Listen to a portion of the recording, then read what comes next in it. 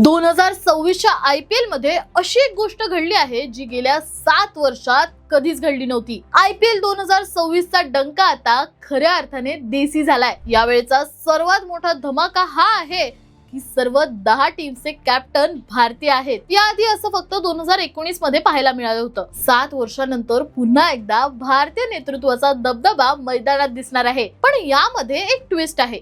Sunrisers Hyderabad म्हणजेच SRH कडून मोठी बातमी आहे। त्यांचा हुकुमी एक्का आणि वर्ल्ड कप विनर कॅप्टन पॅट कमिन्स पाठीच्या दुखापतीमुळे सुरुवातीच्या काही मॅचेस खेळू शकणार नाहीये आणि त्याच्या जागी SRH ची धुरा सांभाळणार आहे आपला ईशान किशन। 2025 मध्ये संघात सामील झालेला हा जबरा विकेट कीपर आता हंगामी कर्णधार म्हणजेच इंटरिम कॅप्टन म्हणून टॉस साठी मैदानात उतरेल। म्हणजे ईशान किशनच्या खांद्यावर आता ऑरेंज आर्मीची मोठी जबाबदारी असणार आहे। पॅट कमिन्सच्या अनुपस्थितीत ईशान किशन हैदराबादला विजयाची सलामी देणार का? कमेंट्स मध्ये सांगा आणि अशाच क्रिकबज अपडेट साठी सबस्क्राइब करा जबरी खबरी।